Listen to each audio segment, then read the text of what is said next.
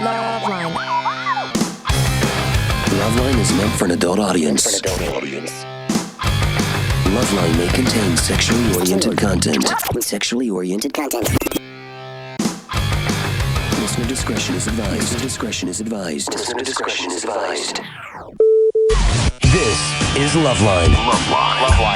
LoveLine. With Adam Carolla and Dr. Drew. Hey, everybody, it's LoveLine. I'm Adam, that's Dr. Drew. Phone number 1-800-LOVE-191. Dr. Drew's a board-certified physician and addiction medicine specialist. Bill Bellamy. In the house. I feel like I'm home here. Yeah, I haven't been home in a while. It's been about a year and a half, huh?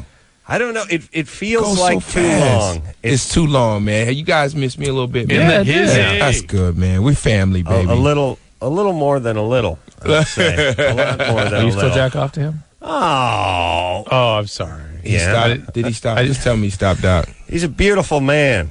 That's the whole thing. He's a told me Nubian. that. Well. He's a Nubian warrior. Is what he is.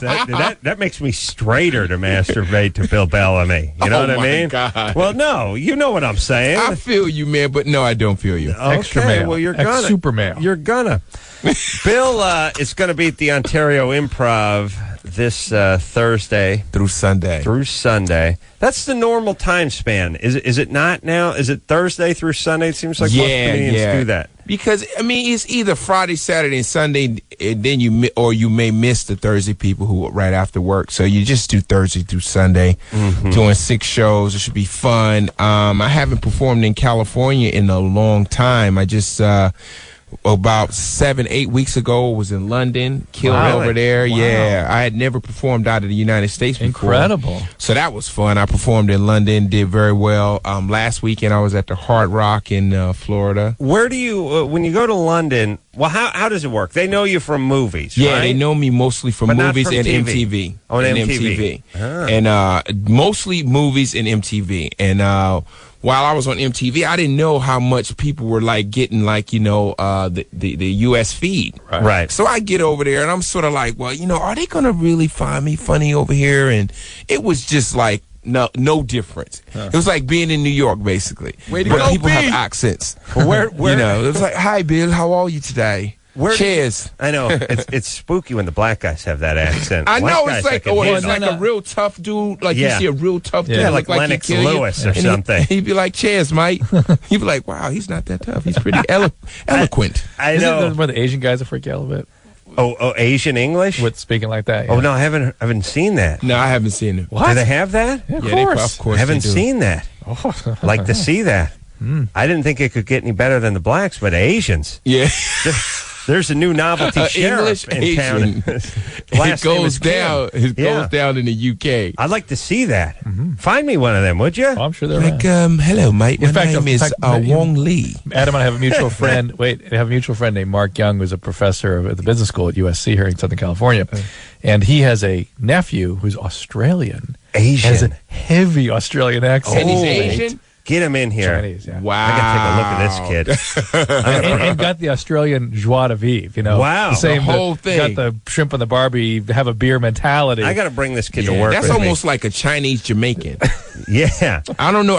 I mean, I was in Jamaica and I didn't know they have Chinese Jamaican. I didn't know that either. Yeah. I thought that was just a kind of chicken. No, Isn't that where it's extra tangy? a little tang tang. yeah. Nah, it's really real. It's just funny how the world has become so different. I mean, you don't know what you're getting these days. No. Everybody's mixed with something. It is. We've all turned into some sort of party mix. Yeah. Hit a punch. It's a nice iPod. punch bowl. It's a Yeah. we don't even know- smorgasbord we of don't even know- music. You don't know what we're going to get Strength, next. genetic diversity breeds strength. It does, right? Strength. It I does like that, because doctor. think about how much stronger mutts are. How much stronger mutts are than purebreds. Yeah. Purebreds, their hips are going One bad. one cold. Down. Poodle. No, I mean a mutt always Spend take $3 a poodle grand on a down. dog. You know what I mean? If he got hit by a car, you'd be like, okay, but no, he dies because his hip falls out. Right. That's Or not he gets good. a cough. But you know what? I hate to say it, but the purebred's still better looking. You know what I mean? Well, Sometimes You know what I'm if you saying? get that wild card one, Once that in a while. really Well, nails once in it. a while. Yeah. Once in a and while. that's better than anything else. Once in a while, you get that Akita crossed with a lab, and it has those one blue eye and one brown eye. and it's that's like, a look hot out. one. Yeah. Once in a while you get that, you get that chick, and she's like, well, my mom is full Cherokee Indian, and my dad's Dutch, and you're like, whoa. That's a good look. Wow, it works. It can go south in a hurry, what's though. one of the superhero girls we had up here? What's her name? Superhero girls. Didn't she play a superhero? She's kind of Korean, kind of Jamaican. I don't know. All those Lees Hugh, and Lou's Kelly, and all that. Kelly who? Kelly who? Yeah, that works. Oh, no. That's my impression of a Mexican mom answering the phone when you ask for the kid. Hi, He no here. Yeah, that's how it works. You ever try to get your maid on the phone? Or hey, is Oswaldo there? Oswaldo? No, He no here today. It's like, yeah, okay. He's his boss. Relax. He's still no here. It's not the INS. I got to talk to the guy. They're smart though. Very. They're smart people because they don't just hop right on the phone, and they don't. I was cautious. I was talking about this because I employ a lot of Mexicans, and I realize they have a nice don't ask, don't tell policy in front of each other. They don't rat each other out. Wow. You just say to even the Mexican guys who I'm working with, I'll just say, hey, Rogelio, where's Oswaldo? He'll just like, I don't know.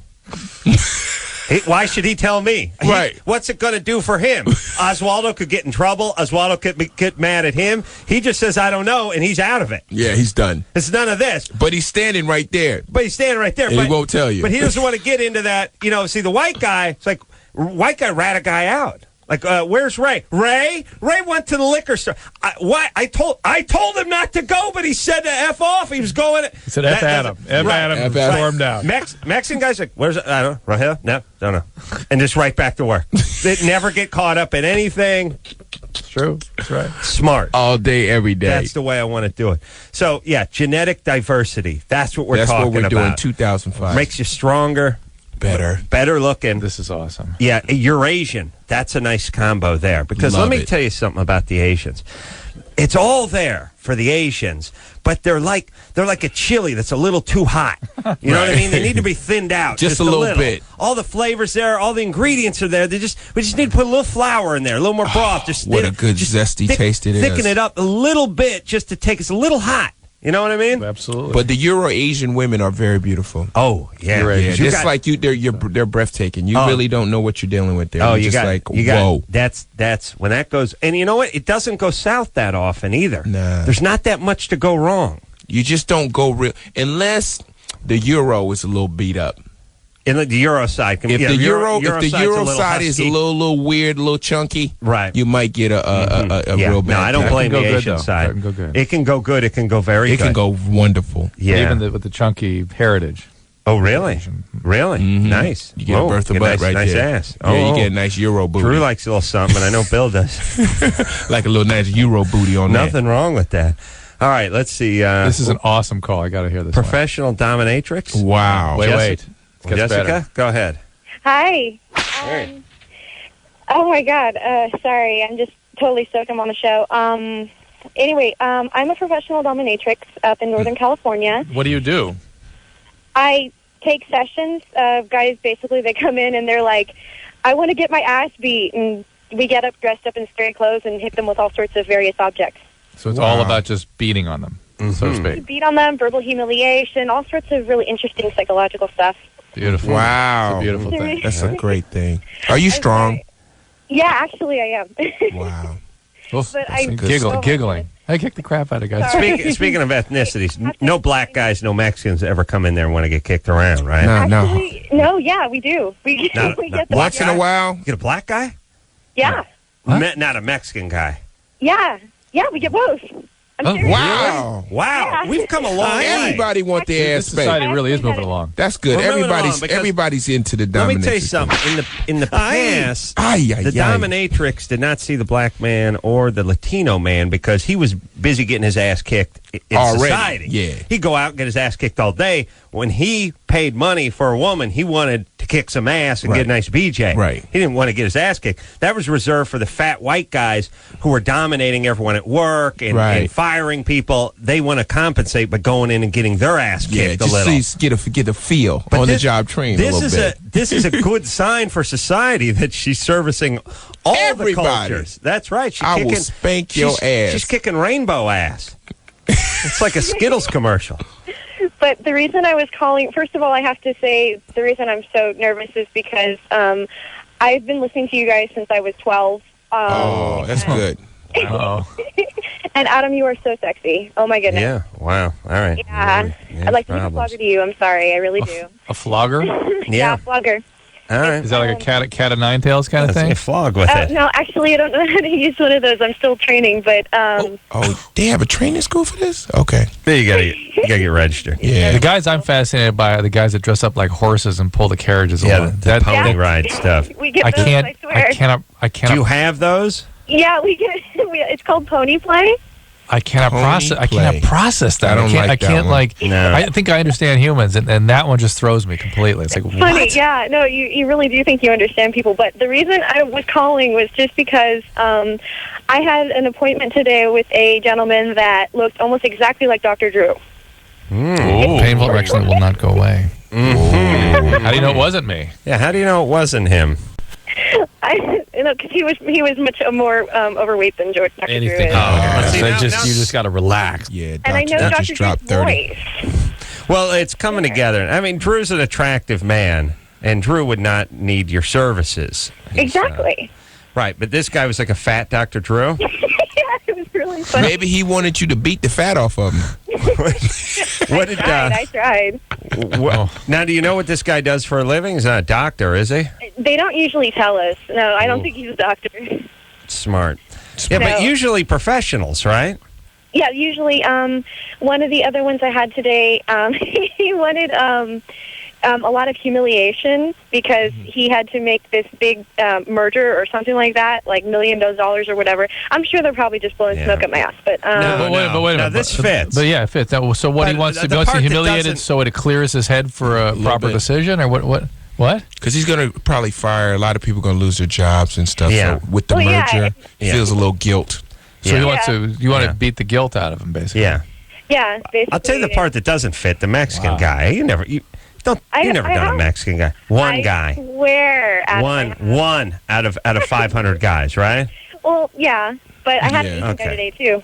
Well, no, Asian's fine. Yeah, They're they into that. love it. No, that's plenty. They got what you call they got expendable cash.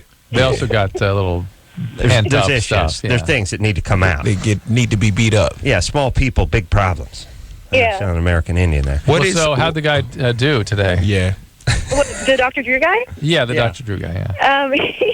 He wanted me to collar him and basically drag him around by a leash and humiliate him and tell him that he was a piece of whatever. Right. And, Well, What's he wearing during this time? we usually strip them. They usually strip themselves too. But he Are came they in li- in like just a t-shirt and jeans. Are they like having erections and getting aroused and stuff? Yeah, but we don't deal with. There's no genital contact. There's no sexual favors. It's Are they contacting yeah, that? but they're making contact with their genitalia. Yeah. oh yeah, yeah, Oh, I mean, that's how you know the Wow. session's over, right? yeah. I mean, that's Wait, what? How long do they usually last? I've never done it, but I was wondering. How long Yeah. do you what? how How long, long before does the he gets- session last? Yeah, like, till he is it an finishes. hour or? I mean, what is it? That guy was an hour. yeah. But do you charge by the hour? Yeah. Oh yeah. Oh, okay. All right. Because let me tell you what I'd be doing. I'd be mindful of the clock. Yeah. Because it's one of these things where you don't pay by 20-minute increments. Right. Not, By it's the not hour, a yeah. parking lot at the airport. You pay by the hour. Right. So you pay for an hour. You bust a nut at minute number 8. Yes. You're out an hour. Yeah. Or now you're just sitting there thinking, or you're just riding out the next 52 minutes thinking about your family while while you're you're wearing getting a beat. leather vest with a sheriff badge on it, and you have a flaccid penis just sitting in a puddle of its own sweat. Just you feel like an idiot at this point. You know what I mean? Like you got to get out of there after, after you have an orgasm. whenever you think But about, let me tell you, hold on a second, Drew. You don't want to get into that next hour. oh See no, what I'm saying? You got to finish So right. I'm working it like I'm timing it. 58, 59. He's very, I gotta very go. time Actually, conscious. about 0.4 of a second early. I'm sorry.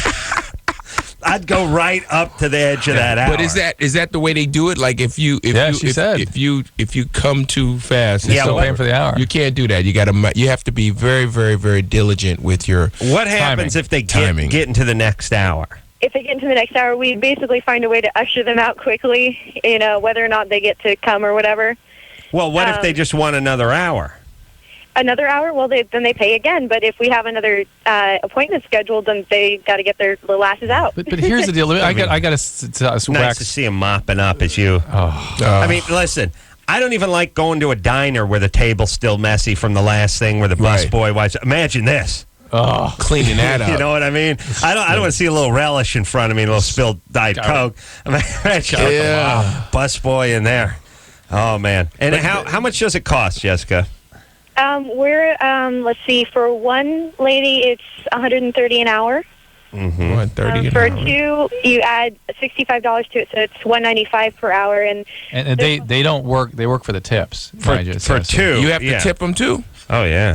You don't have to, but we like it. It would be nice if you got whipped very well. It'd be nice to tip. Yeah. Well whipped. Yeah, it'll be well whipped. But here's the deal: if you ever have sort of ever have thoughts about how well we understand the human being, just muse on this. Just ruminate on this for a few minutes, and realize how totally bizarre and irrational humans are. There's no rationalizing any of this. There's none. You cannot make sense, so to speak, of any of this. It is bizarre motivational impulses that are remnants of something that gets imprinted on people's brain, and they just got to act it out. Well, I always just people try to make sense of it, but reality is it don't make sense. I've never made any sense of anybody. There may trying to be make sort me of feel bad. reasons of a sort, but to be reasonable about the irrational already doesn't fit. Well, about the best I can do with this, and I this doesn't explain everything, but I lump.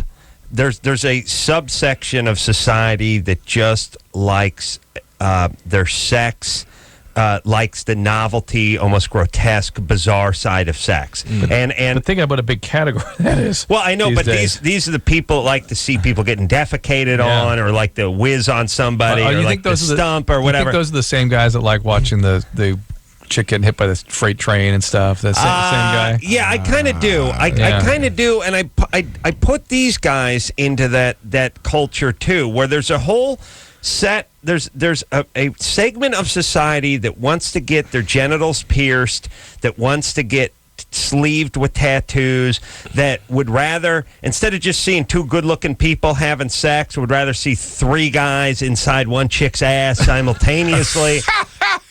You know what I mean? Yes. There's. But even that has sort of novelty, arousal qualities. But why about these weird impulses? But 100 years ago, these how are these things even sexual? But look at it this way: the circus has always been popular. The sideshow. Wow. Do you know what I mean? Yeah. I mean, for hundreds of years. Voyeurism. Well, there's a chick with a beard, or a guy with a unicorn coming out of his forehead. They just want to go look at the weird. I get that people like the macabre and the weird, and they sort of attracted to violence. But how does that become sexual? All right, but if you first off, everything you like can sort of become sexual.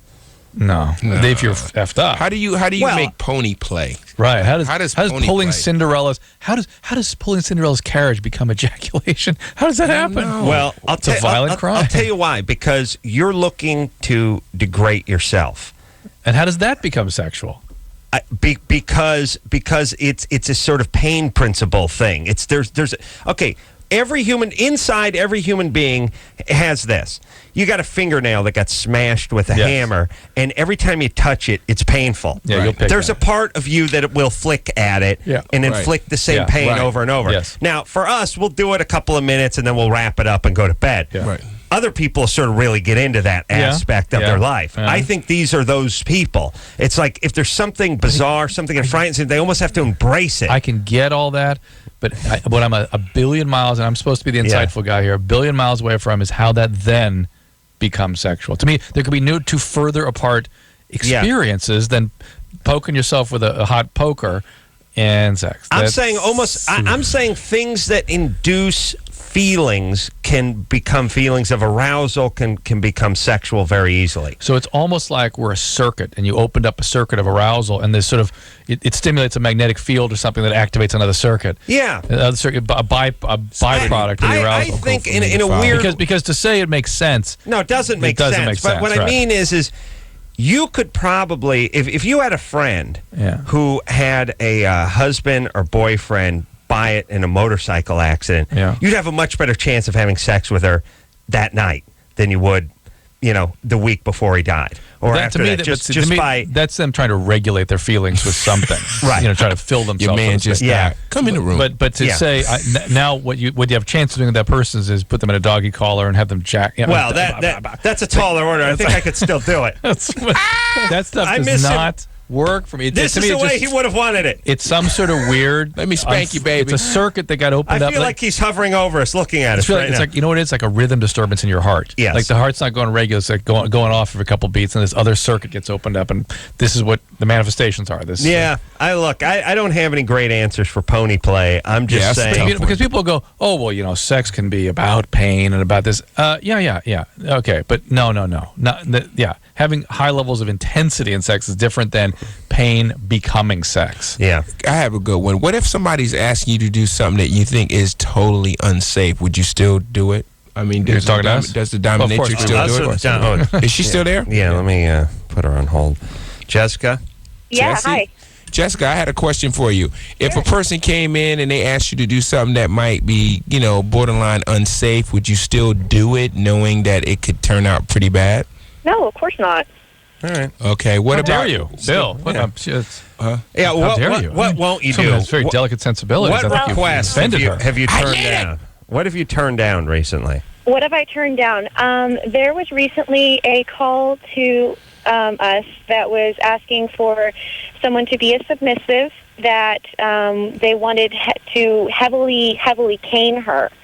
And absolutely none of the women I work with will accept that. Cane her. Oh, okay. Do you have to bring your own cane, or No. is there a specific cane? But here's what leads me to speculate that if this kind of violence can become sexual, maybe other kinds of violence has a sort of sexual drive to it too, and that's where we get suicide bombers and things like that. Well, yeah. I mean, there's rape, and who the hell knows? I mean, I do think things are sort of attached to sexuality, or at least the cousin of sexuality. A lot of drives. I mean, it gets you up off your ass in the morning. Yeah? Usually. All right. We're going to take a little break. Bill Bellamy is in studio tonight, dear friend. Bill Bellamy. He's going to be a good time. That was a good one. He's going to be at the Ontario Improv Thursday through Sunday. Way to go, B! This Thursday through Sunday. We'll take ourselves a quick break. When we come back, we'll speak to Erica. She got her clit pierced, and it tore. Yeah. Reason number 38 to get a clitoris piercing. Right. Or not to. We'll take a quick break. Be right back after this. LoveLine will be right back. So get your problems ready. The one and only Live 105.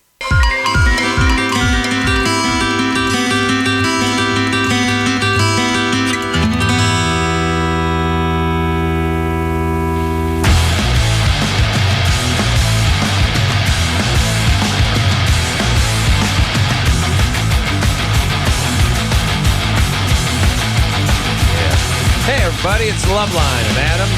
That's Dr. Drew, Bill Bellamy In the house. Tonight, he's going to be at the Ontario Improv Thursday through Sunday. This Thursday through Sunday. Also got a DVD coming out. Yeah, man, it's a 1 hour special, Big A. Comes out September 20th. Yep, it's called Back to My Roots. I thought it was time to come with a really, really funny, well thought, well written 1 hour special, because it's been about 6 or 7 years since I did. My last one was on Showtime. Where'd you record this? In Dallas, Texas. Did you go out there specifically to do this, or was this part of your concert tour? Yeah, it was specifically to do that one. And the reason I think we chose Dallas, because that was like the first place I performed out of my area. Like, I grew up in New Jersey, and I was like, man, what was one of the most significant places I performed? And I just remember my first appearance when I went on the road. I went to Dallas, Texas, and I had such a great time. So it was just fond memories there. I went back. It was awesome. What's your story? How did you get started? How did you get discovered? How did you get on MTV? What did you do in high school? Did you go to college? Yeah, well, I went. I definitely went to high school. No, but I actually got interested in comedy in college, just messing around, telling jokes. Where were you in college? I went to Rutgers, and which college? Which college? I know it's like huge. 5 campuses, right? I went to Livingston College actually, and what was so crazy was I just stumbled upon comedy. It was nothing. I never grew up saying I'm going to be this comedic dude. I just sort of like was very funny around my friends. Everybody was like, "Dude, you're pretty crazy," you know. Next thing you know, I was like, "All right, well maybe let me write some of this stuff down." Next thing you know, I'm doing open mics. Next thing you know, I'm in school doing like hosting stuff, talent shows. Go from that, graduate. I started doing like open mics in New York. Right. Just boom, pop in. I see Chris Rock. I see Dave Chappelle. We're all like doing our thing, and I started getting a name in the city, and I got discovered by a lady named Tracy Jordan from MTV. She was like, "Dude, you're pretty funny. Do you like music?" Next thing I know, I'm on MTV. So how old are you at this point? 38.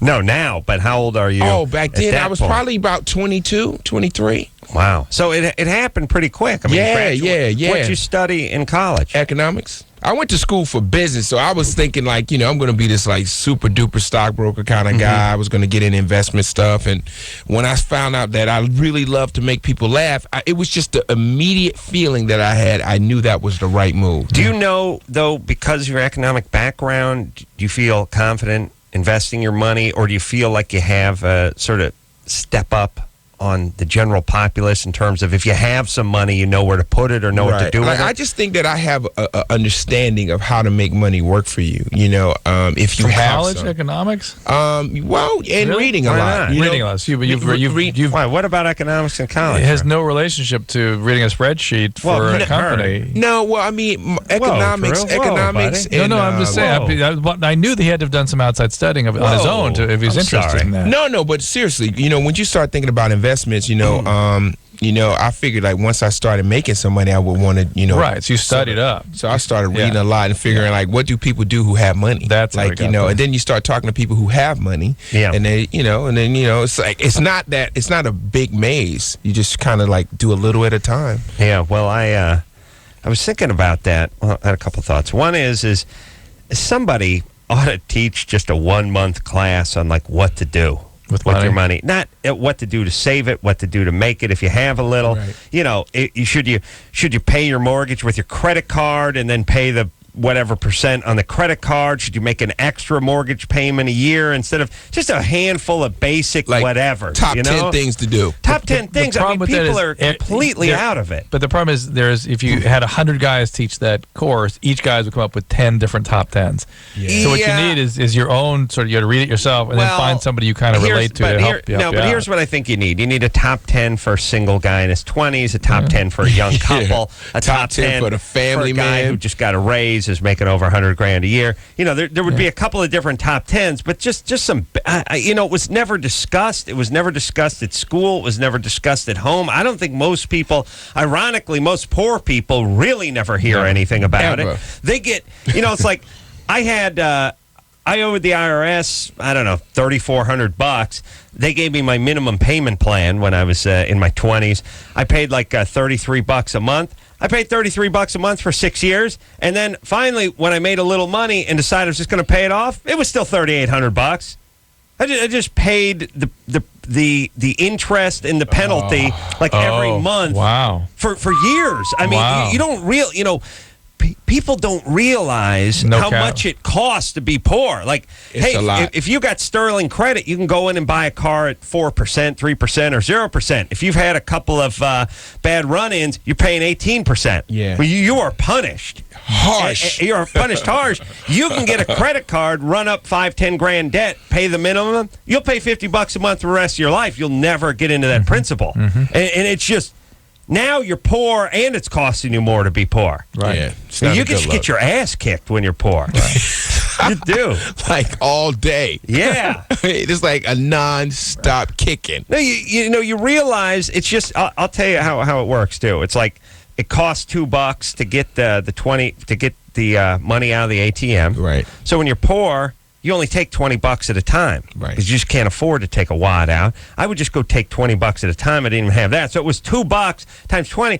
It was like 10%.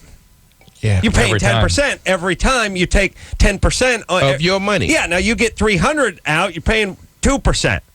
or whatever, however it works out to be, less. Right. Point is you're paying 10%, so it costs more. You're filling up your car. You can't fill up your car. You got to put $5-10 in at a time. When you're poor, you got to stop at the gas station 5 times as much, using more time, all that stuff. You know what I mean? It just costs more. So, Adam, stay rich. Oh, man, are you kidding? Literally a millionaire, Bill. Literally. You brought in the Rob report today. Yeah. Brought in the This guy is Rob balling out of control. Came in a helicopter today. That's right. Rappelled down, wearing a white blazer. Yeah, like James Bond. Erica, Yeah? you're 20? No, I'm 18. Oh, you're 18. Yeah, I enough. love you, All right. Adam. Well, thank you. What's up? Corolla. Yep. Adam. Corolla. Hey, Bill. Yo. Yeah. Trying to get, the pool game, Marco Polo? Mm-hmm. Trying to get that changed to Adam Corolla. Oh, that'd be hot. Little Get nieces and nephews flapping around in the pool. Adam Corolla. Adam Corolla. Yeah? And get into it. That'd be hot, right? That might work. You just got to get it rolling. You That's what I'm started. doing. That's what I'm doing. Hit pool parties nationwide. Oh, no, I'm out there. Erica? Yeah. Yeah. What's happening? Well, yesterday my clit hood tore. Oh, yeah, that's right. Yeah, and so I was wondering, the only way to get it fixed, is that just, is it even worth getting surgery over? No, is it? Do they repair that? I don't know. That's an interesting question. Is there actually flaps? 2 flaps now? Well, yeah, because it's like if your tongue ring got pulled out, how... Does it look like a snake's tongue? Yeah. It's a forked hood. little one. A little forked hood. But it's not... when did this happen? It just happened yesterday. Okay, and the edges of the forked tongue aren't coming together and sort of healing? Right. They aren't. Yeah, and I didn't even... The weird thing is I didn't even feel it tear out. Like, it fell, and I didn't think anything of it till later. I think this will kind of repair itself. Really? Maybe I'm not imagining what you've got here. Is it actually affect the clitoris itself? It's right above the clit. Yeah, So but it's just like if you... doesn't affect it. It's like you tore out a male's prepuce. It's just... Yeah, you're fine. I had my dog step on my nutsack today. Oh, nice. Wow. Yeah, and it was on the ground. Yeah. It was. Stepped his paw right through it. Well, Adam has a prodigious sack, and so it kind of flops out in the open it just there. could get in the way of things. I'm not kidding. I was wearing my bathrobe and nothing else. My dog was barking at the French door. Yeah. I came up behind the dog. I was sitting on the carpet. I was going to grab the dog, do a bear hug, and sort of roll backward onto my back and pull the dog, like slap its belly and stuff. As I was pulling the dog backwards, I was sitting down almost kind of Indian style, just my ass. It took a step back. The nut sack was on the ground. It stepped onto the nut. It just put the full weight on the nut as I teetered the dog back on its paw. And then the dog was like, I was like, oh! and my wife was like, you're hurting her! And I was like, it's you my hurt her nut. leg. I said, it's my nut. She stepped on my nut. And I'm pretty sure she did it on purpose, too. I mean, it's one thing to get your nut hit or stepped on or smacked. It's another thing when you have your nut actually resting on terra firma. You're talking about crushed. And somebody steps on it. And That's crushed. for about 2-3 extra seconds. Yeah. That's a lot of pain. Yeah. And by the way, dogs don't back off. They don't go, oh, got his nut. They don't jump off. They don't jump off. You know when you're, whoa, you can do that weird dance around thing. No, they're just standing and looking. Yeah, see, guys got that thing like when the defensive end is rushing the quarterback, but he released the ball and they don't want to get a penalty. So they'll do that release. thing. They'll do that thing where they miss the punter or something. They'll do that with your nutsack. Sure. Dog, they don't got that. No. They keep going. They follow through. Speaking of that, let me just tell you something that was funny. I go home and I watch. I love football season. Right. And now you can turn on channel 206 or something. They just show old NFL games, and it's cool. Last night they had like bad boys of the NFL, and then Oakland Raiders, Lyle Alzado, the usual stuff, and they're interviewing Deacon Jones, the old Rams. Rams All-Pro, and Deacon is one of these guys. He's so bad, he's such a badass. His eyeballs are bloodshot all the time. Like the black guys are just look like they black. just drink it's just liquor. black, and their eyes are like glassy and bloodshot and everything. It was Merlin Olsen, Youngblood, Rosie Greer, Youngblood is there, and Deacon Jones. What were they called? The Fearsome Foursome. Fearsome Foursome. So Deacon Jones goes, well, what I would do is I'd go upside their head. you know, because that's back when it was just head slapping. I mean, these guys just whack each other in the side of the head, knock the guy out, and go crush the quarterback. And they just clotheslining and head hunting. I mean, you watch those old films from the 60s and even the 70s, guys just coming in, they would just pad their arms, and they would just come flying in and clothesline everybody. And there's a guy in Denver used to do it. But anyway, so Deacon is being interviewed, and Deacon, he goes, "Now I found out when you go upside a man or a woman's head," he had actually added woman into the thing. This is like the 70s, or woman. He found out through technique, through trial and error, that he's basically saying you whack someone in the side of the head and they'll blink for a minute and you can get around him. Right. Now, I don't know why he had to add woman. I think Deacon Jones had to really try it out on a few women back in the day. I'm going to tell you, when you're interviewing, you're talking about a football technique. Like, we're not asking you what you do in bars. We're just saying, how do you get around the strong side tackle? And he goes, you go upside a man or woman's head. He actually added woman. I was so glad because I had a couple glasses of wine to me in the TiVo remote. Oh, you can rewind Let me see him say that again. That was awesome. Or a woman's head. Yeah. I'd like to talk to Deacon's first wife, see how that was going. Practice a little head She can't slap. remember anything. She got clotheslined so many times. Yeah, I watched Paper Lion the other day. Oh, that's a good movie. You got to go back and see that. I've seen it. Paper Recently? Lion? Yeah, Alan. It throws you. You got an all-pro football team doing jumping jacks and stretching the way a high school football team would. Hey, Bill was in a classic football movie. Any Given Sunday. Any Given Sunday. That was one of the most ambitious, I thought, portrayals of football life. Yeah. Because it was really real. I mean, the stuff that they cut out of the movie, I don't think the NFL would have supported, but it was just real. What did they cut out? A lot of the stuff like, the drugs, the sex. They cut out because they were afraid the NFL would object? Well, no, the NFL cut it out. Oh. Right. The NFL didn't want to sanction. That's why, stuff. I mean, initially in the film, we were going to wear NFL uniforms. Wow. And the way Oliver Stone wrote the movie, it was going to be a lot of the real undertones, what's going on, the pressures, the raw deals that's going to guys that don't make their bonuses and why they're like, it was just going to be a really rough version of Any Given Sunday. So they just changed it up. We became the Sharks. Right. Yeah. And we paid the Penguins like or something. The Tamesmen or something. Yeah, like they just flipped the script. The Lancers. Yeah. But Bill looked good in his uniform and looked like he could play. I did. I actually went to a football camp. You looked like you knew what you were doing. No. I never played, organized football. I was too skinny. I was like 110 pounds. But it's funny, you moved well. Well, you move your fluid. When guys are chasing you that are really fast, but you can still look dorky when you're running. Believe you me. Ever seen Kimmel run? Ooh, is it crazy? Oh, man. Whoa. Ain't a football camp big enough for him. All right, let's take a break. Bill Bellamy in studio. Drew, you look all right running, right? Can you run? I'm look really good for about 5 yards. Drew That's it. So you're just doing a quick slant. I'm super quick. Super quick. And then it's He's just a possession type then receiver. It's all white. Yeah. All white, man. Faggot better run. Let's take ourselves a. Oh, by the way, speaking of white guys versus black guys, another thing I was watching was the running back on Denver a few years ago. He got injured. He was 2000, I don't know, rookie of the year or something. He was one of these guys. Anyway, never played high school ball. Really? They showed pictures of him in the band playing the drums. Wow. Like he loved to play the drums. Ain't a white guy on the planet that set the rookie record for rushing yards. Didn't play any high school ball. I just never played. Never played Pop Warner. Never wanted to play. There's a lot of God-given talent out there. Yeah. It don't have blue eyes either. No. It's not. Well, if he's kicking field goals sometimes. Yeah, but that guy's been kicking since he was 9. Right. Yeah. He knew he was going to be a kicker. I just love hearing about these guys. This guy, I don't know what he was the Denver back. 4 years ago, he ran for 1,500 yards. He was, Denver had a few backs that was just making tons of yards. The point is he never thought about playing football in high school. Went right through. Then he went to the Marines.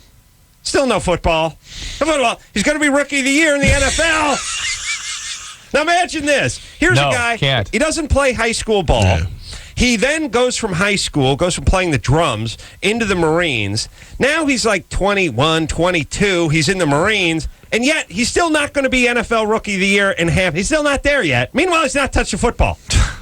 Do you know what I'm saying? Unthinkable. Yeah. Unthinkable, isn't it? Yeah, unthinkable. Yeah. All right, I'll find out that guy's name. But why don't you got no play, playa? Bill Bellamy in tonight. We'll take a quick break. Be right back after this. Hello, this is your radio. LoveLine will be right back. Ready for something new? 11:05.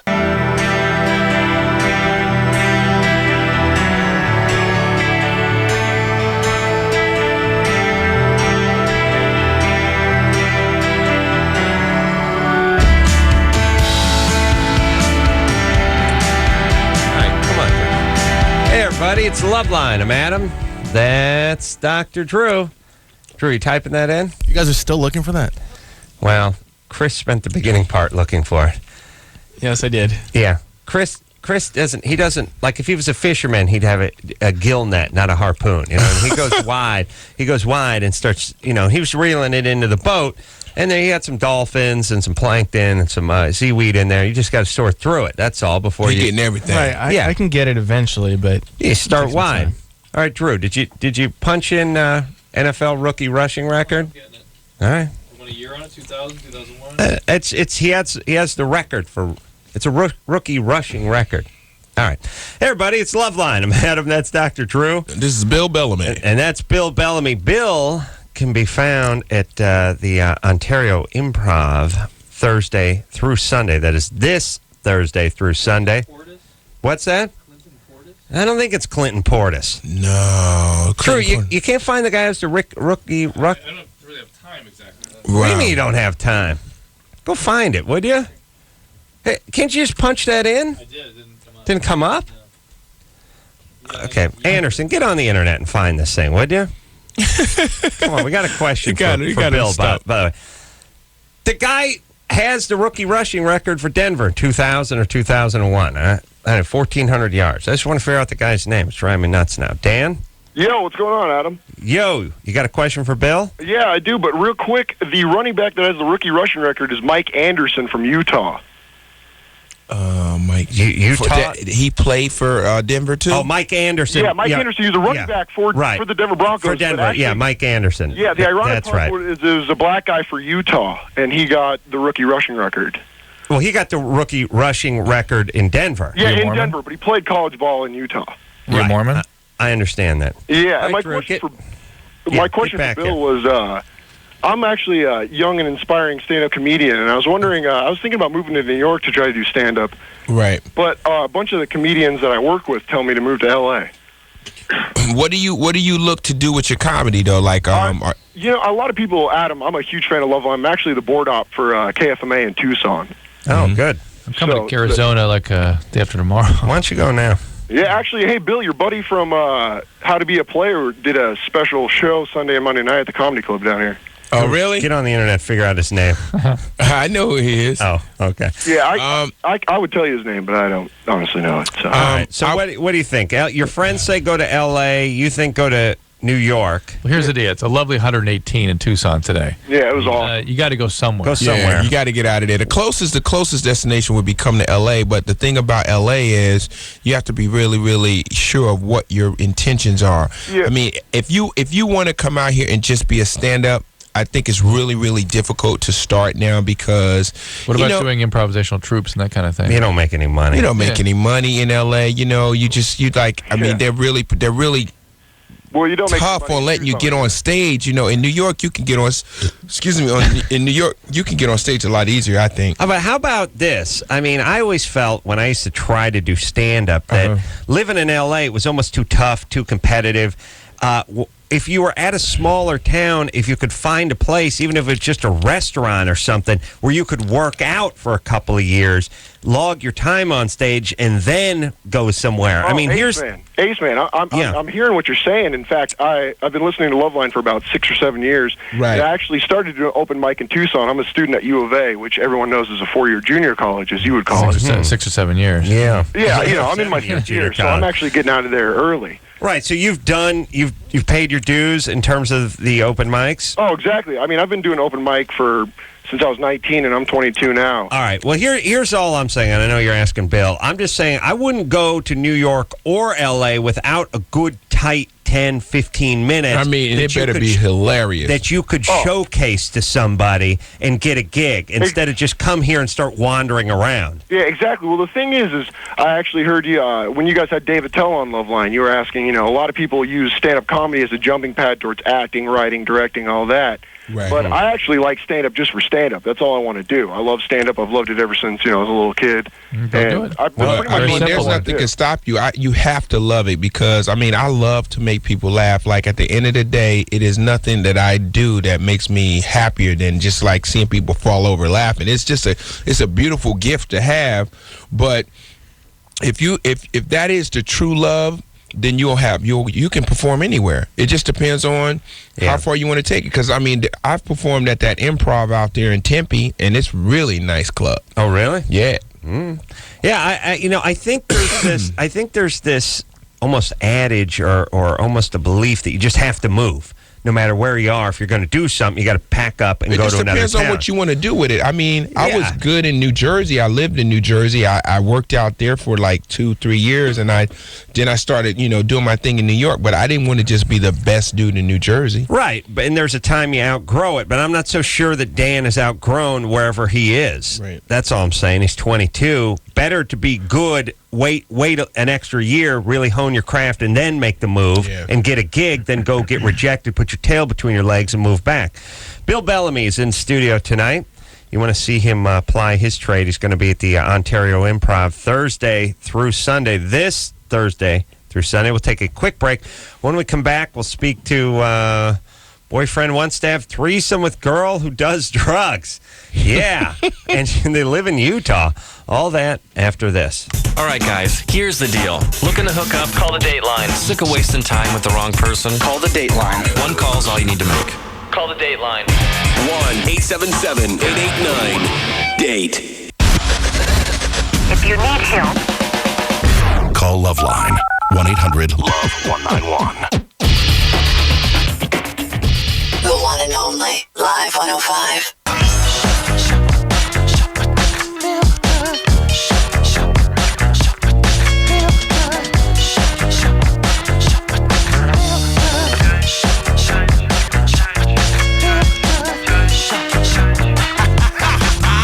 Yeah, everybody, it's LoveLine. I'm Adam. That's Dr. Drew, Bill Bellamy. Oh, man, we are like the three amigos tonight. Yeah. We're knocking the first question out the box, dominatrix. It's beating ass for a living. Drawing cards. It's good to see Bill for a live. It's good to see Bill because it's been a little while. Yeah, over man, a year, I've been doing it. Yeah, it's been over a year. I mean, since then, I've shot 2 movies. What else I do? TV pilot? I did a pilot for Fox, but it didn't get picked up. It was a sports agency show called Amy Coyne, which was an ensemble. Really great idea. Hey, I like the, what was it, Driven? What was the... Fastlane. Fastlane, yeah.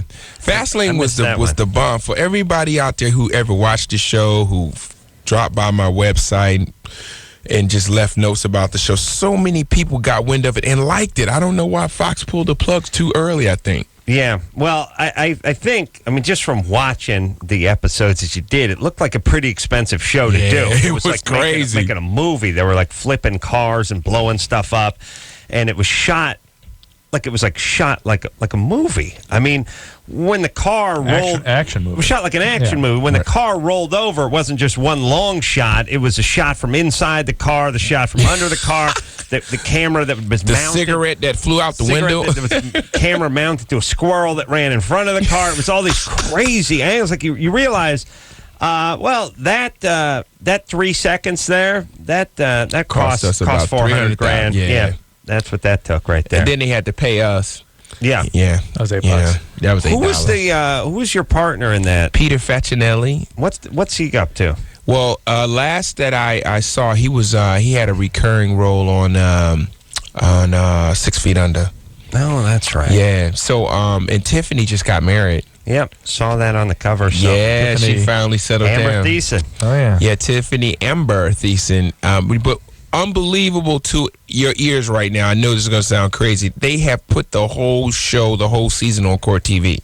I've seen it. I'm like, whoa. I didn't even know what it was on, but it was on somewhere. Things are getting repurposed, as they say. Yeah. And they're just getting rerun.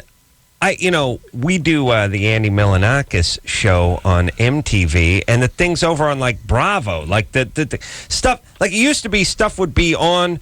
It'd be on NBC for 8 years, and then it would go off the air for 6 years, and then it would pop up on USA 8 years later, something like that. Now, they showed the original episode they showed Sunday night on MTV is showing up like on Bravo on Tuesday. Wow. Like shows that they only made 6 episodes of are in syndication.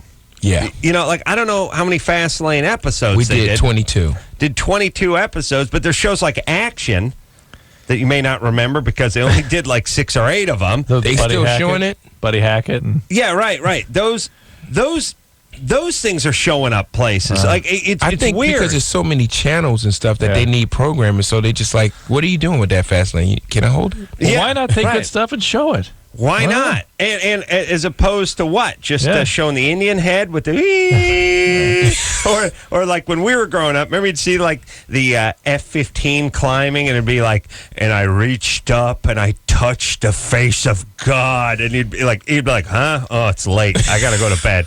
Like when I hear Charlton Heston talking about touching the face of God, and I see the F-16 just flying straight up through the clouds, and I hear the patriotic music, it means, and you're going to get hit with that flatline in a second. The thing's going. You kids don't remember. TV used to end. Stores used to close. You guys don't remember. Stuff came to finished. Like done. Here's the deal. No such thing as 24 hours. If you wanted something on a Sunday, you couldn't get it. Whatever it was. You couldn't get it. You should have thought about that Friday. Yesterday. Because it's closed and it's going through the weekend, and I'll see you on Monday. There was that.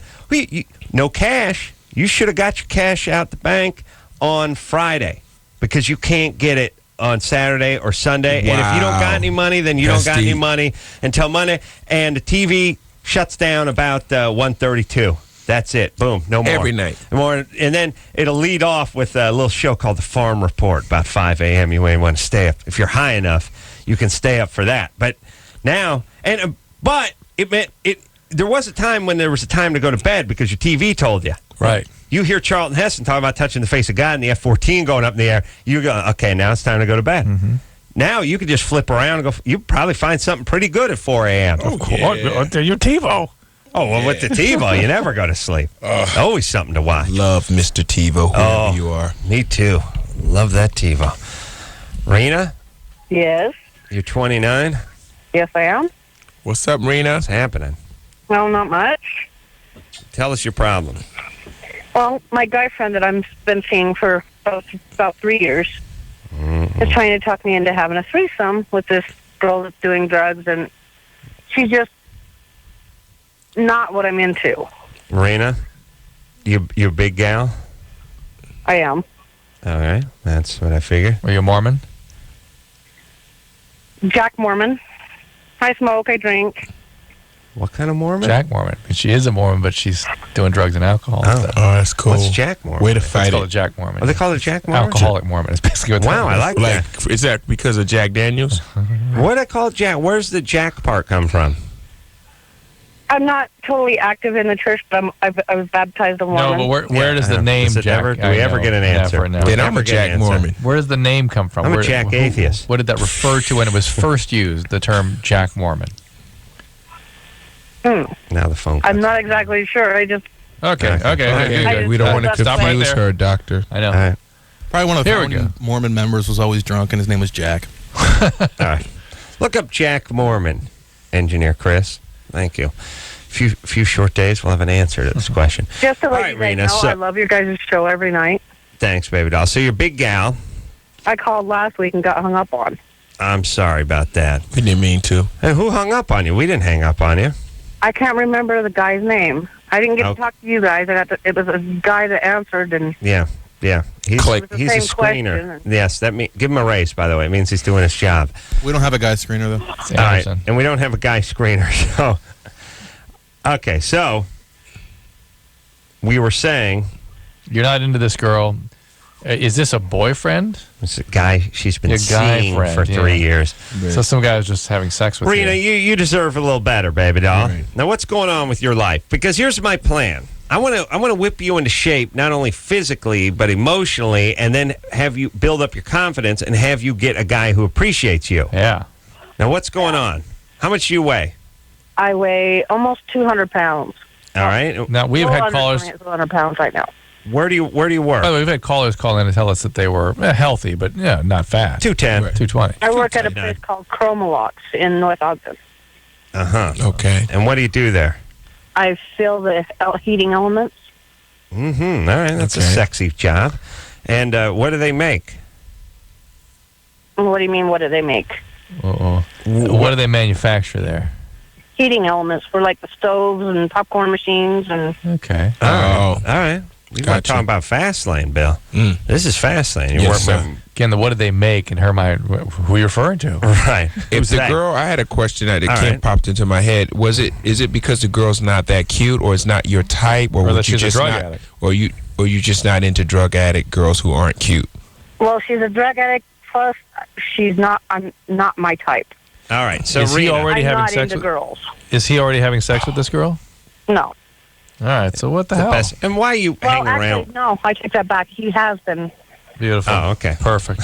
By the way, that's not an easy one to screw up. I mean, is he having? No, he's not. No, he's not. Yes, he is. No, just wait a second. He's on top yeah, of now her that you now. mention it, yeah. Yeah. Rena, what the hell's wrong with you? What happened? Your dad left? No, my dad and my mom are still together. Well, what's wrong with your self-esteem that you would be with this guy for 3 years? I mean, you're 29. Do you have a couple kids from a relationship that went bad? I have one child, a 5-year-old, All right. with So look, my ex-husband, which we were married for about almost 4 years. And Where's was your he- ex-husband was he, now? Was he an abusive a-hole? Yeah, he was. Yeah. Like dear old dad. Something's like that. wrong. Something dad. I get a definite been beaten. Yeah. Been beaten, Okay. been Let me beaten. explain what happens. Here's the syndrome. Dad beats on her. Biological dad likes to booze a little, likes to beat a little, And neglect a lot. So neglect, a little bit of beating, a little bit of whatever. Kid gets horrible self-esteem, hooks up with abuser, pops out a kid with the abusive guy. The abusive guy whacks around a little. Eventually, she gets away with him, but she starts eating, and she has the 5-year-old. So now she's carrying around a 5-year-old, and she's carrying around an extra 50 pounds. And a guy comes in, and this guy knows because it's like she's desperate. Right, She's he can wounded. sniff it. He can sniff She's the- got the baggage. She's got the extra weight. She's got Good the one. extra kid. Now he can go in there, and if he's with a hot skinny chick with no kid, that chick's like, listen, buddy, we've been together for 3 years. I'm 29. I'm gonna be wasting my life with your ass. Right. And we're getting married, or you're gonna ask her to get off the pot. But she can't call anything out to this guy because she's got the kid and she's got beaten. the weight And she and got she's the- beaten down. And this guy, he just takes advantage of her. Like, yeah, look, I'll be banging this chick and then I'll be over to bang you a little bit later. When we have a real good time and bring them both together. Come Right. on, what do you think? And he knows, and so it's always that sort of thing where, like, where are you going? You're like, you know what it is? You're in the middle of a desert. It's 120 degrees, and you got the only shade, and the person's threatening to walk out. Yeah, Right. go ahead. Just start walking. do it. Yeah, take your half-filled canteen and start walking. You'll be back. They know you're not going anywhere. Now you got to get your own umbrella. You got to get yourself a half track. She's got to get a mojo. You got to back. get a dune buggy and a Mojo. Mojo would be a good name for an all-terrain, like if Explorer came out with the Mojo. Ooh. Oh man, Write that down. I got that new mojo. Hey, all this weird Did you stuff get the inline 6 or the supercharged 4? reminded me that I've got Strictly Sex with Dr. Drew. If you're listening on Wednesday night at midnight, interesting show on what people are fearful of with sex. Ooh. Penis phobias. I think I have one. Rena, Yes. Rena. Now here's your plan. Discovery Health Channel. You need to reclaim your life, and you need to get your mojo back. You understand? Uh-huh. Here's how you have to do it. First off, dump this guy. Yeah. We've wasted 3 years with this a-hole. He doesn't give a rat's. He doesn't give a Damn. rat's ass about you. Get rid of him. You're better off alone. First thing you need to do is realize you can be alone. Yep.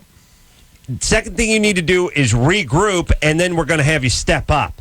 Regrouping means get some nutrition, get some exercise, drop those extra pounds. Self-care. Self-care.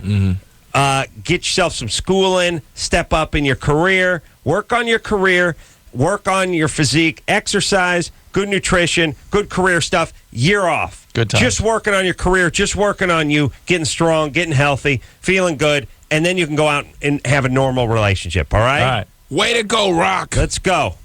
You hear me? Yes, I did. All right. Then do it. Yeah. Call us back in a year. Don't play, Rena. She ain't gonna do it. But listen. What is that? They're not. Look. What is that? I've realized. I've really been studying people over the last couple of years. Yeah. And I realize they don't change. They don't want to change. Here's when they change. And if they were going to change, they would have done it. They change when they believe they're going to die. If they don't, that's when they change. But what I understand is you come up with some good ideas, and her thing is like, whatever. Like what? She's sitting there with Krispy Kreme. Right. Well, like, she obviously was whacked around a little. But by still, Dad. that's that inability to be objective. The inability to go, God, that's a great idea. I don't know if I can do it. Well, she's angry at men. So she blows it off. You think you know? She's angry at men. I know her dad had to whack her around. Of course. Rena, tell Yes. us what your dad did to you. My dad didn't do anything to me. He never hit you. No, Who hit you? my ex-husband did. No, but when you were a kid. We know that. Before that, Yeah. what got you hooked up with that guy? I mean, what was your dad? Was he an alcoholic? Yes. All right. And he never raised his hand to you. No. He was never scary when he was drunk. Oh, yeah. Where's my bourbon? What would he do when he was drunk that was scary? He'd get upset with my mom. So he'd beat on her? All right. Listen, Well, he's not the type to beat on people, on his all right, family. your dad was an alcoholic and freaked you out with men, though. Yes. All right, And he was Rena. abusive, so you sought out an abusive guy who upped it to the next level with you. Yeah, Rena, do me, please. I know this is amusing to you that I would give you some advice that you might want to use. Forget about you. How about your goddamn kid? You got a 5-year-old that's on the brink of being effed up. Yep. You're exposing this kid to horrible people, just like dear old dad. How about you do it on behalf of your kid? How about you get your ass together on behalf of your child? Otherwise, he'll be a Jack Mormon. Yeah, maybe that'll be some motivation Oh, for you. Adam, that's for you to say. You're just Yeah. the man. Oh, you no, you here's think one. you know what's right. I love my kid. Are you kidding? I'm a great mom. I'm a great How mom. dare I you? love my kid. They never see me cook the meth. They never see me turn tricks. They don't see me hammering those welfare checks. They don't see any. No, they don't see it. They feel He's it. always asleep. Yeah, they feel it. Kid knows everything. Doesn't have to see anything. Once again, we don't, no appreciation that there's things we know cognitively, intellectually, and the things we feel. Right. We don't have to actually know precisely what's going on, but we have horrible feelings as a result. Yeah. I'm telling you, your kid would be better off seeing something freaky every once in a while than just living with the At effed up least he person. wouldn't feel like he's responsible for how he's Yes, feeling. living with all that depression. Todd, 20. Yes, What's happening? nothing much. I was just calling to your guys' thing about Jack Mormons. Right. Yeah, hold on. Engineer Chris is on that. What do you got, buddy? Yeah, I've got it. Oh, you got it? So That's all I needed. What you got, Chris? I bet they're very different. Go ahead. The origin of, wait, hold on, dude. Okay. The origin of the term actually comes from Missouri during the Kirtland period of the church, circa 1834, when the Mormonites were expelled from Jackson County. Many of them fled to Clay County. These citizens of Clay, who were sympathetic and friendly toward the Mormons, were I don't know what that's Prejudicial? Yeah, something like that. Labeled Jack Mormons by the citizens of Jackson County. I got something way different, Chris. What does that have to do with using alcohol? Well, these are Mormons that were excommunicated They were and kicked out. Yeah. kicked out, and so they're called Jack Mormons. Yeah, What do you got, dude? Jack Mormons were basically people that were nice to the Mormons. They were nice to the Mormons. They were nice to the Mormons. Well, maybe the Jackson County people were nice to the Mormons. And that where the Right. Jack came So from. that's where it came from. And now today it's used as a term for people that are, I guess, are members of the church but just don't want to associate themselves with the church. Don't follow the precepts. So Yeah, it really they don't has follow nothing. the teachings or the precepts. So they kind of do what they want to. And some people ask them, they're like, well, I'm a Jack Mormon. All right. I got And, something way different. What do what you you got? got? I got it came from Jack Rabbit because they look like rabbits, but they're actually hares. No, that's not true. That's what I got. That's cool. I liked it. I'm going with Anderson on this one. I like the whole Jack Daniels thing. I do too. It seemed a little more rugged. Like, I don't want to go all by the rules, but me and this Jack D, Man. Yeah. Yeah, That's I'm gotta going be with Bill and Chris and Anderson and the caller on this one. No problem. All right, thanks, Todd. All right, you have a good night. Nice Thanks. one. You know, the thing that's dangerous about the internet is it makes everyone feel smart. You know what I'm saying? I deal with that all the time. Is You do, because people getting on the Well, they get in there and they internet. bring in a bunch of information that I've known since second year medical school. Right. And then what I feel like saying is, what do you think I did for the 8 years that followed the second year of medical school? That just having the information is just the very, very, very, very beginning of training in clinical medicine. Well, even worse, they get some information written by some jack-off in Florida about holistic healing. I'll even bring that crap in. That's right. But I'll even give them the information is good. But the information is yet 1,000 miles away from judgment and wisdom and understanding about clinical circumstances, which the science is just sort of a sketchy understanding of what you're really actually dealing with in the human setting. Yeah. So it just gets very frustrating. You see, Drew, as a carpenter, no matter what someone looks up on the internet, they still can't handle that worm drive hypoid saw. Well, it's a similar issue, right? You have experience handling that saw, but people don't see it that way because I have a body and now I understand it, and therefore I'm an expert. Now, you know, the thing that's always good about carpentry is the tools scare the crap out of everybody. Right. I just dropped my wallet. And I think it was my cell phone. They're expensive and they scare people because their blades spinning around and they're freaked out. Yeah. So that's always good as a carpenter. James? Yeah, hi. You're 19? Yep. What's happening? First off, I'd just like to say congratulations on your Comedy Central show. I saw the commercials for that. It looks like it's going to be funny. Ah, thanks. I haven't seen that yet. And, it sounds funny, but I haven't seen the promos. Yeah, the promos are kind of weak, but, you know, you're a funny guy. I'm sure the show. Well, I haven't, I did promos for that show that aren't airing yet. Those are their promos. Oh, okay. You know what I'm saying? Yeah, My promos will start airing picture soon. of you, and it says, like, hey, we gave Adam Carolla a show, and it's like, okay. Right. I'm sure people who don't know who you are like, okay, who is this guy? But my problem, it's not really James a is problem. full of compliments. I know. It's awesome. I feel better by the minute just I talking actually to think James. I actually think James is not one of those negative guys. He just kind of fumbled into He should do some. He should do some motivational speaking. Like James be up there like, I'm glad y'all could join me here. Let's give yourselves a hand for being so pathetic that you needed to attend this motivational seminar. Now, obviously, I'm the smart one here because I got your money, but give yourselves a hand. You guys are fantastic. You're looking good tonight, except for this fat guy here. This guy doesn't look so good. Looks like also has male pattern baldness and maybe a little herpes starting to But don't form. worry, But let's go now. Let's give yourselves a hand now. Yes. It's just when it starts feeling good, he chops you down. But I like his reasoning. He's got bold reasoning. It's like people that don't know who you are could see that thing and say, well, here's this guy. Somebody gave him a show. Somebody gave this guy a show. All right. All righty. All right, James. All right, James.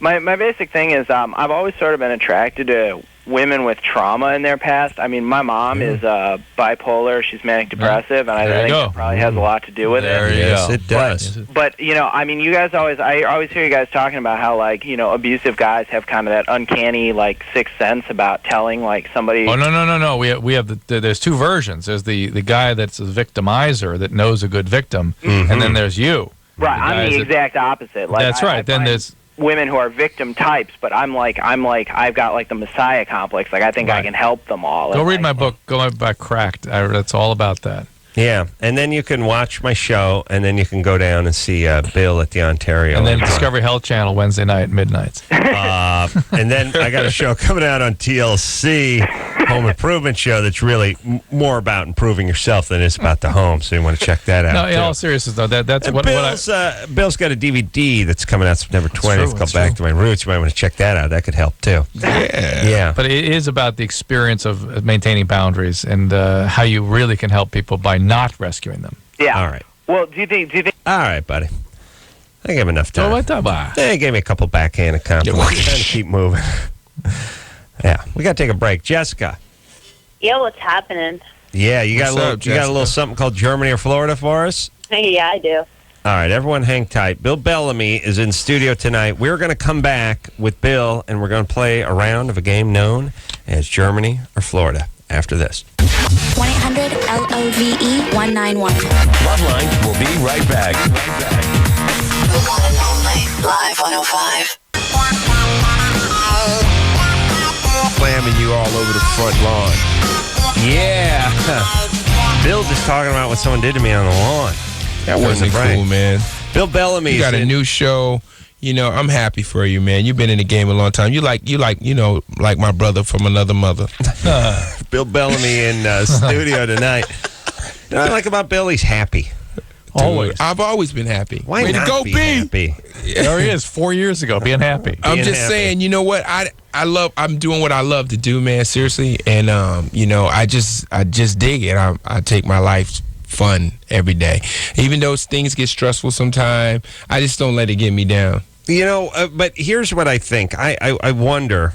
I think people think, and I don't even know if you can answer this, but people think that people that seem to be in a good mood a lot of the time or seem to be positive a lot of the time have these dark moments where they go home and the tears of a clown start to come in. True, quiet. I'm doing an interview. Okay. You know what I'm saying? Yeah, they're sort of compensating. Now, there's obviously bad news is bad news to everybody, and tragedy is tragedy to everybody, but you just seem generally to have a better energy, to be in a better mood, almost. I think you know when people are compensating, and Bill ain't compensating. Right. Mm-hmm. Bill doesn't feel like he's dancing like some chick with an eating disorder. Nah. We have a lot of good-looking women that do that. They make us feel happy, right? Yeah. But they don't, and they seem happy. No, there's that. But they seem happy, but they have to make sure that you're happy with them, so you feel happy, but you realize, hey, that wasn't necessarily a happy person. Right. Right? Right. I know what you're saying. Yeah, I get you. That was a person that was That was needed a person, you to be happy. That was a person that didn't want you to find out they were sad, so they acted happy. Or they were angry or shameful. They or overcompensate. Yeah. Bill seems happy. Period. But I am genuinely a happy person. If you met any of my friends, most people would be like, Bill's always positive, always whatever. Because I that's who I am. You know what I mean? Mm-hmm. I am, going to be encouraging to you. I have Hang on fun, 1 second, but I have bad days. Sidebar. Yeah. Those chicks would say the same thing, though. They'd say that's who I am. Yeah. All my friends would say. I know, but you start talking to them. No, but I'm serious. I haven't killed anybody in about 2 years. Oh, see? No, I believe, we get that feeling from Bill, though. Yeah. But here's the thing. And Bill busts himself up, which I like, too. Because you got to live with yourself. So you might as well think you're funny. Cracks his own ass up. Yeah. I'm good to me. Yeah, it's good. It's very good to Bill. Bill's on Bill. The thing is it's something that's not talked about that much in terms of people are talking about being successful, people are talking about financial wealth, or people talk about education, or people talk about health, physical health, or even mental health. They don't really talk about just the pure and simple, see if you can have a happy life, see if you can be in a good mood. And I don't even know how much of that you change. I mean, I got a happy dog, but not all dogs are happy. I think my dog just came out happy. My dog's one of these dogs. Adam came to work tonight deciding that people can't change. I decided, no, here's what I'm saying. When my dog wags its tail, the whole body bends. It's got one of them full body wag. And then there's other dogs that just aren't that way. Now, they're all happy if you give them a bone. Right. My dog's just happy when it doesn't have a bone. Right. And everyone's happy when they win the lotto, but are they happy just in the middle of the week, general, in the just middle of the walking day? down the street. Regular day, regular Most week. Most people not. Whatever. Most people aren't. It doesn't seem to have anything to do with any kind of financial wealth or any kind of material possession or anything like it's a that. Psychological thing. No, and it may even be genetic. But do you think this, Drew? Do you think that there are just certain people like Bill who are quite a bit happier than the general populace, and there's certain people that are quite a bit less happy than the general populace? No doubt. And it's not all connected to alcohol or drugs or abuse or anything. I think the lion's share of that is genetic. It's just your code. Just the way the dog would be. Yeah, there's some dogs that just seem to mope around, and other dogs are just like flopping around and seem happy all the time. Yeah. Hyper. Same owner, same situation, same diet, same everything. Just seem to be in a better mood. Mm-hmm. Yeah? Yeah. All right. It can happen. Profound. So I'm okay. So you're lucky, Bill. I think I got lucky, man. The way they programmed me, I'm good. So basically, did you get programmed though? Yeah, they threw me in the Matrix happy. But this is back to that genetic hand thing. Now, the question then becomes, because we've been big on not being able to change your physical somatic genetic hand, can you change your psychological genetic hand? I don't know that you can change your disposition. Right. I believe that you can do away with things like drugs, alcohol, bad You can work with your relationships, disposition. bad dead-end jobs, things like that make you less happy. But I don't know if you're ever going to be Bill Bellamy if you're just not. Do you know what I mean? Yes. If you're Dave Attell, I don't think you're ever going to be Bill Bellamy, even if you quit the chain smoking even and the if booze. he became a crazy mega movie star and had everything, I think he'd still be Dave Attell. Right. Right. Yeah. He So would. he's from I didn't know coming this from a was different angle. Intervention. Yeah, that's Dave Attell, by the way. We tried to intervene, but didn't work. Yeah. You're just not going to be Bill Bellamy. No. All right. Jessica, Yo. 23. Yeah. You ready to play a little Germany or Florida? Are you ready to play? Yeah, here's how the game goes, Bill. All righty. We hear the effed up story, and then we guess. Did it come out of Germany or Florida? Okay. Because all effed up stories are either from Germany Or Florida. See? He's having a good time already. Oh, my God. What part of Florida? No. David Allen Greer. David Allen Greer, not a happy guy. Tormented. Tormented Not unhappy, genius. but tormented. All right, but let me say this, too.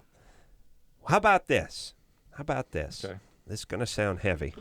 Go to hell! And I don't mean it any disrespect to Bill Bellamy. Or Dag. Dag. David Allen Greer, probably smarter than the three of us put together. Yeah. Yeah. But tortured. Yeah. Genius. Yeah. Tortured genius. Most are.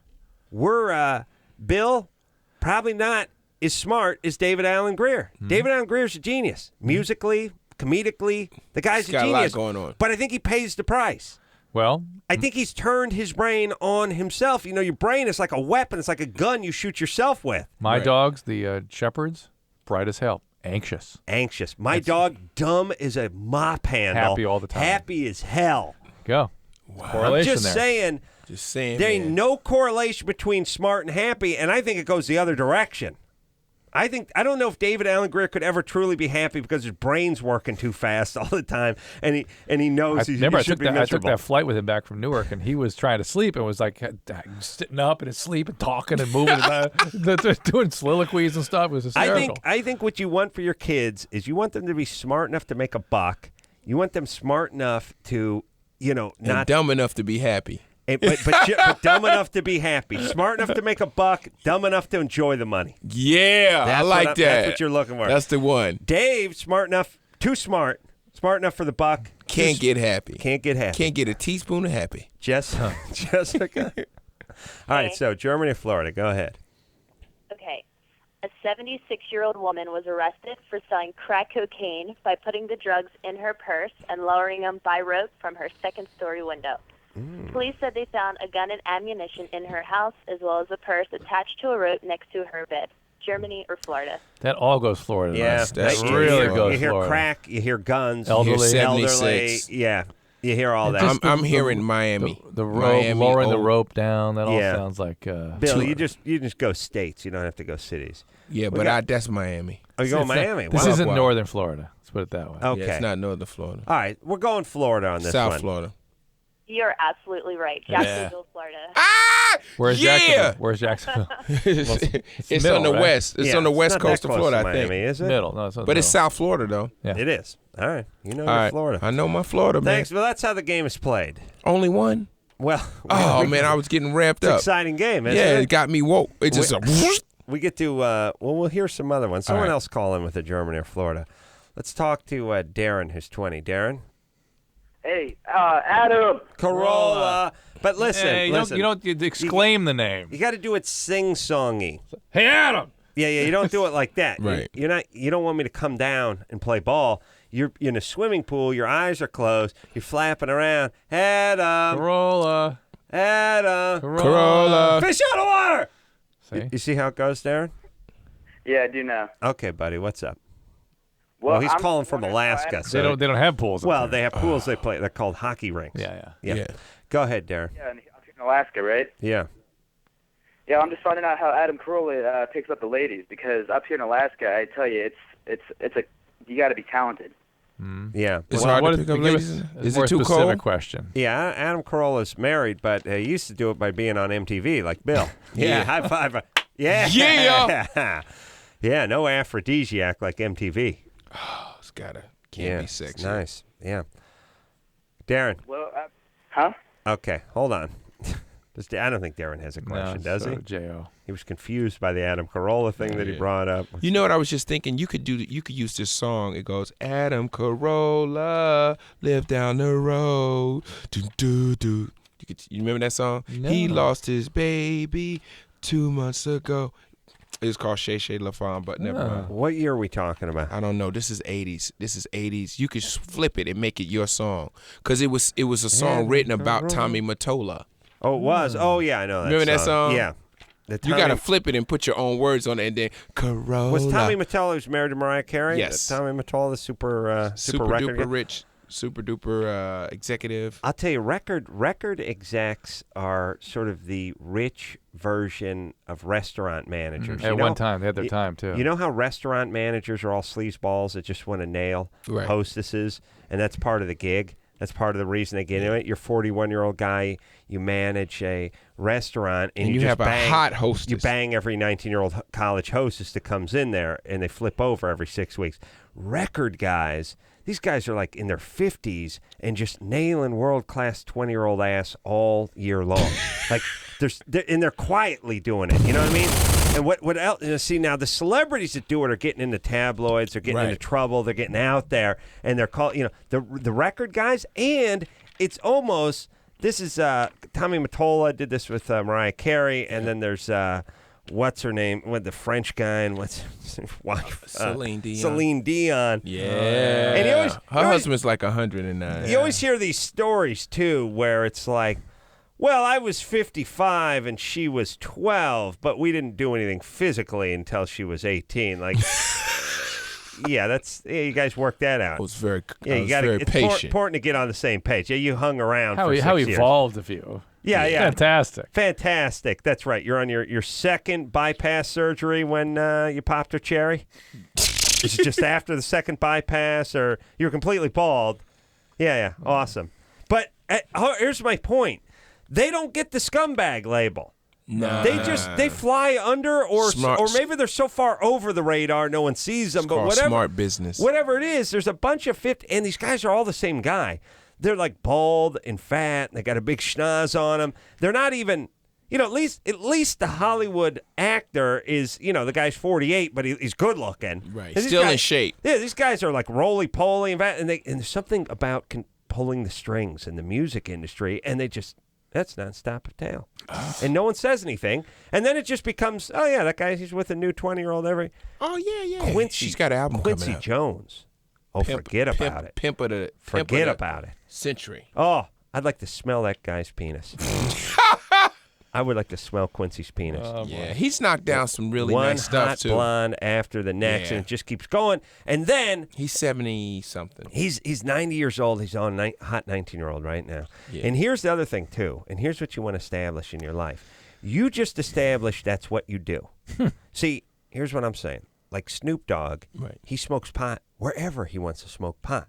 You see, when he does Jimmy Kimmel Live... He's smoking a doobie in the green room. They come walking, oh, hey, would you like an ashtray? If I was smoking a joint, I'd be tackled and dragged out of the place and thrown out in the alley. You know what I mean? Like, you established that this is what you do. This is how I get down. This is what I do, and that's it. Like, hey, you're Quincy Jones. You bang hot blondes that are 40 years younger. Hey, that's what I do. Hey, whoa, I'm Quincy Jones. Leave me alone. Come on, baby. Close the door. Smart. I'm Tommy Mottola. This is what I do. That's what people do, and it's bad times. What do you mean bad times? It's diabolical. It's diabolical. Genius. It's not good for the people they do it to. Snoop gets to smoke his weed. I gotta go. Not good for them in the long run. If I want to smoke weed, I gotta go into my basement and climb into a steamer trunk and light up a joint. Snoop, he's on commercial flights with a bong. Oh yeah, and he just smokes pot. Where what people are actually when they see Snoop, like they give him weed. Snoop could be taking a tour of the White House, and they'd be like, "Mr. Dog, why aren't you smoking marijuana?" He's like, "Well, I just blew a blunt. I'm just tired. Hey, here's another one. Then you gotta light it up. This part of your GW got this one for you. That's your thing. Yeah, it's like the Marlboro Man not having a butt. Come on, let's go. I'm just saying, Drew. if you're into something, No, you're right. Instead of hiding it. That's how they get away with that stuff. Instead of hiding it and getting busted, establish that's what you do. That's how you roll. Remember Slash from Guns N' Roses? Yep. There was no place that guy couldn't smoke. Yep. There was no smoking everywhere except for where Slash was. Slash would light up a cigarette. Slash operating room, airplane. We were doing an interview with him once, and he dropped a lit cigarette into his boot. Remember that? Down his boot. He just, oh man, it was comical. Which was Slash is, he's doing our TV show, and of course he's smoking because no one else could. If I lit up a cigarette in my dressing room, I'd be fired. But Slash could just go out there and smoke. He's Slash. He smokes. That's what he does. He's Snoop. He's Quincy. He just do what he does. He lights up the cigarette. I asked to see his tat that's on his back. I think he starts pulling his shirt up over his head. While he's pulling his shirt up over his head to show me his tat, he knocks the cigarette out. The cigarette falls down the motorcycle boots, which are unbuckled and just sort of flared at the top. They fall into the boot, and he just proceeds to keep showing me his tat. Well, he looks down and says, "Oh, that." Yeah, no, I don't think he even really computed. Now, I remember you bring it to his attention. I brought it to his attention. Now he's going, look at that. It's a snake, and it says Slash's snake pit. And I'm like, when he seems like, oh, that's awesome. But meanwhile, I'm thinking, your foot's on fire. Your foot's on fire. And he keeps talking about it. I'm like, Slash, your boot, and the smoke's coming out of the boot. Yeah, there was. I'm just saying, that's a drag. If you're into something, whether it's smoking or smoking weed or banging young chicks or doing whatever you do, instead of sneaking around with it and eventually getting popped, put it out there. That's what you do. We got another Germany or Florida. Ooh. But after. All right, we're going to take a break. We'll come back with Bill Bellamy, whose thing is just being happy as far as I know. I'm just happy, dude. Bill is just happy to be here. He's going to be happy to be at the Ontario Improv. See, that's good radio, Drew. Thursday through Sunday. This Thursday through Sunday. We'll take a quick break. We'll come back with Bill's favorite new game. A little something called Germany or Florida. LoveLine. We'll be right back.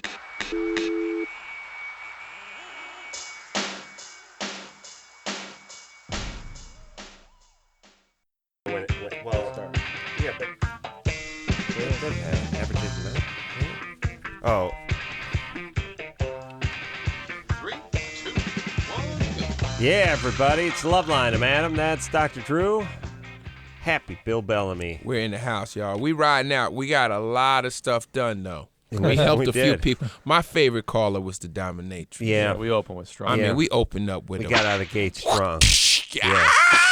Yeah. That was like how Drew used to play ball. Good first step. Oh, man. That's what that Dominatrix was. I got 5 steps. First 5 steps. Got 5 steps. Right out of the love blocks. her. Then everyone passed him by. Can you do Dominatrix light where it doesn't get too rough? Just a little. I'm sure I'm sure our lovely caller would take anything, do anything for money. Whatever. Yeah. You know what I mean? She's light, heavy, whatever. I just wouldn't know. I mean, I've never done anything like that, but I wouldn't even know where to start. Like, what's the first 2-3 things just getting you into kindergarten at Dominatrix? Well, I think everyone's got a little bit of that. Yeah, you love it, baby. You know what I mean? Doesn't everyone got a little bit of that rough trade in them? Yeah. And most women like a little slap on the behind too. A little slap on the behind, like Deacon Jones used to say. You just go upside a man or a woman's head. Eric, 25. Let's go. All right, Germany or Florida? Yeah, hey. Yeah, hey. Yeah, hey. Hey, what's happening, guys? What's up, Bill man? Bellamy? Yeah, what's up, dog? That show, Fastlane, man, that was a really good show. I don't know why they canceled it either. Thank you, dog. Fox is on crack. I'll tell you why they canceled it, because it was ahead of its time. That's it. It's a good answer. It's the audience wasn't smart enough to appreciate that. That's right. Another good one. Yeah, that's good too. This guy's hot. He's 2 for 2. Eric, you've called before, yes? Yes, sir. You have a very good memory. Oh, this is the guy that does the imitation, the Adam imitation. Oh, yeah. He works in a post office. Yeah. No. Print shop. Print shop. That's Print shop. Let's see. True. Pretty good. Yeah. Why don't you do a little? Why don't you read the Germany or Florida as me? But you know what? We did that last time. Didn't work. Didn't work? The cuff, or I'm saying things He that you learned. say, it doesn't make any sense. You have to say Adam isms. Yeah. Yeah. All right. Otherwise, it's just me making a ridiculous voice and I make an ass of myself. All right. Well, why don't you do a couple Adam isms then before you read the Germany or Florida? I don't have my list in front of me. How about after the Germany or Florida? I'll go grab my list. All right. How about next time you call the show, you have the goddamn list? No, in front because of last time we abused you. I'm surprised you're asking him to do this. You knocked him down last time. Told him never to do that. Adam, you know what you said to me last time? You said, sometimes you have a friend who says she has a friend that looks like Cindy Crawford, but when you meet her, she's actually kind of fat, but she has a mole. Right. And you gave me all kinds of crap. Right. Yeah. He was never going to do Adam again. You were bad me. Adam, huh? He was just never going to do it again. All right. Well, I'm going to trust the Adam that spoke some months ago and just go with the Germany or Florida then. All right, buddy. Go ahead. And is this stuff true about you leaving the show? It's getting close. What kind of time frame are we talking about? Well, if I'm going to replace Stern, and I'm not sure I'm going to replace Stern yet, but there are definitely those rumblings, it would probably be around the first of the year. Really? Yeah. Well, I'd hate to see you go, man. I've been listening for over 5 years, and you've been getting me through a lot of late nights, you and Drew both. I'd kind of hate to see me go, too, but, this is one of those once-in-a-lifetime types of opportunities that you just can't let go by. Right. Yeah. Right on. Well, I'll get to the Germany or Florida for Bill here. All right. Hook me up, dog. All right, dog. Germany or Florida. Germany or Florida. I like the scat one better. Germany or Florida. Yeah, this is David Allen Greer, too. This is the jazz version. Is it Germany or Florida? Hey! Germany. So tortured. We like the ending of this best. Florida. Yeah. Let's find out. Dun, dun, ba-dum, dun, dun, ba-dum, dun, dun, ra-gow. Big ending. Big crescendo. Yep, he's home crying right now into his Chardonnay. Go ahead, Eric. What's the odds of getting him to replace you in the show here? I don't know. No, it's a good question. I don't. Okay, Germany or Florida. Drew would Shut up! Drew would stab him with a pen. Yeah, go ahead. Okay, a 34-year-old man was admitted to a hospital after trying to commit suicide by swallowing a can full of expanding foam. Ooh. Surgeons had to operate to remove the 8-inch block of foam from the man's stomach. Yeah. He later died as a result of internal bleeding. Germany or Florida? I heard of this one. It was a while ago. I heard of it too. Expansion foam. Yeah, it's that polypropylene expanding stuff that they use in construction. We used a lot of that stuff. And by the way, that is the baddest ass stuff ever known to man. You put a dollop on it. Put a dollop on the table, that stuff the size of it, just what you put for shaving cream, it'll expand the size of a beach ball. Wow. And if the stuff makes contact with your skin, you just pick it off for the next 3 weeks. And if it gets on your clothes, forget it. You just have to cut that part out. You can't actually, it takes the fabric with it. Wow. It's crazy badass stuff. So it's like expandable glue or something? I couldn't think. It's polystyrene that expands, or polypropylene or something, and it ends up getting hard. All right, let's go Germany. I'll go Florida. I'm going Germany. Okay. I'm going Florida, too. Okay. Eric? It is Frankfurt, Germany. Who got that? Who you? Bill. Bill Bellamy. Bill Bellamy. Happy Bill Bellamy. BB in the house. HBB. Dude, I know my places, No, dog. you're right. I mean, nobody in Florida's doing that. No, it's just too hot. Too creative. And here's the thing: everyone in Florida's got a gun. So if you want to kill yourself, you just put a gun in your mouth. Yeah. You don't put expanding polystyrene foam in your mouth. I mean, who thought of that? All right, and that's smart too. It's a German. That's right. Yeah, we'll take a quick break. Be right back after this. All right, guys, here's the deal. Looking to hook up? Call the Dateline. Sick of wasting time with the wrong person? Call the Dateline. One call's all you need to make. Call the Dateline. 1-877-889-DATE. If you need help, call LoveLine. 1-800-LOVE-191. Laughing time is over. But the big American V8s, the bigger the displacement, the more torque. Do they use more gas too? Yeah, of course. But Because the cylinders are bigger. Yeah, but it's weird. It's not what you think. Yeah. Hey, that's the show. Bill Bellamy, everyone. Ontario. Oh, man, we had Improv. such a good time. We did have a good time. Thursday night through Sunday night. Check out my website, too, for all the LoveLine, BillBellamy.com. Just drop by, leave a note if you want. Say what's up. Bill will reply personally and promptly, I guarantee. Come to your house. 311 is going to be in here tomorrow night. Until next time, this is Adam Carolla for Dr. Drew saying mahalo. You know, I haven't killed anybody in about 2 years. This has been LoveLine. LoveLine. The opinions expressed on this show are not necessarily those of the staff, management, sponsors, or this station. The producer for LoveLine is Ann Ingold. LoveLine is a presentation of Westwood One Entertainment.